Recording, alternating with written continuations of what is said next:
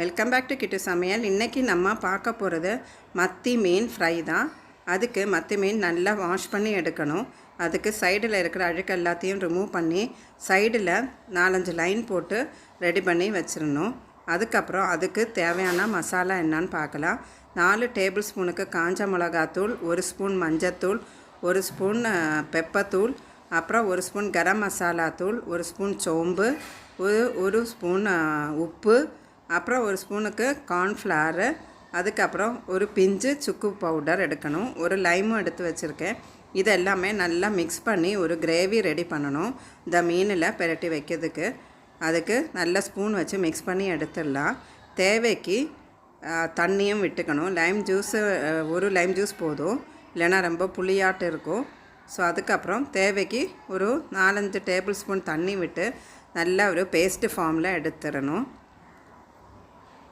அதுக்கப்புறம் அந்த பேஸ்ட்டை இந்த மீனில் ஃபுல்லாக பிரட்டணும். மீனுக்கு நடுக்கு எல்லாமே நல்லா பிரட்டி எடுக்கணும். இந்த மசாலா ரொம்பவே டேஸ்ட்டு கொடுக்கும் இந்த மத்தி மீன் ஃப்ரைக்கு. இது சாள மீனுன்னு சொல்லுவாங்க மலையாளத்தில். ஸோ இது நல்ல ஒரு பேஸ்ட்டு ரெடி பண்ணிடலாம். இந்த ஃப்ரை பண்ணுறதுக்கு நிறைய ரெசிபி இருக்குது, என்னோடய ப்ளேலிஸ்ட்டில் இருக்கும். சாம்பார் வெங்காயம்லாம் போட்டு கூட பண்ணலாம்.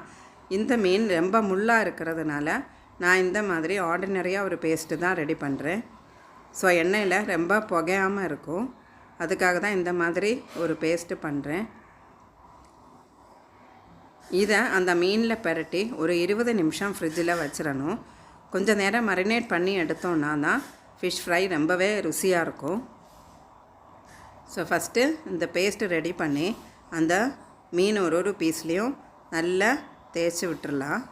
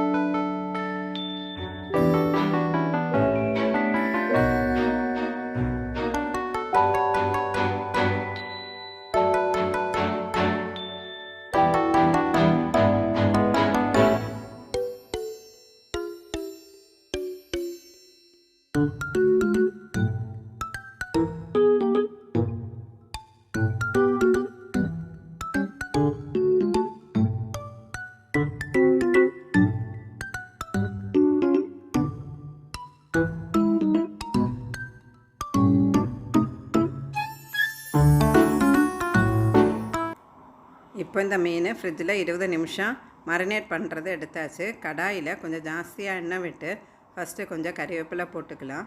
அதுக்கப்புறம் ஒரு மீனாக மெதுவாக எடுத்து வச்சு ஒரு 5 நிமிஷம் ஒரு சைடு பொரிஞ்ச பிறகு மெதுவாக திருப்பி போட்டு பொரிச்செடுக்கணும். அவசரப்பட்டோன்னா பொடிஞ்சு போயிடும். அதனால் ரொம்ப நிதானமாக இதை பொரிச்செடுக்கணும். ஒரு 4-5 பீஸ் ஒரு ட்ரிப்பில் போடலாம். இது இப்படி போட்ட பிறகு ஒரு 5 நிமிஷம் அப்படியே இருக்கட்டும். அதுக்கப்புறம் மெதுவாக அதை திருப்பி விடணும். திருப்பி விட்டு இது ஒரு பீஸாக பொரித்து எடுக்கணும். ஒரு சின்ன எண்ணெய் ஜல்லடையில் வச்சு அதை ரெடி பண்ணிடலாம். அவ்வளோதான், இந்த மீன் பொரித்தது ரெடி ஆகிடுச்சு. இந்த ரெசிபி உங்களுக்கு பிடிச்சிருக்குன்னு நினைக்கிறேன். கண்டிப்பாக நீங்களும் பண்ணி பாருங்கள். தேங்க்ஸ் ஃபார் வாட்சிங் this video. Please do like, share and subscribe Kittu சமையல்.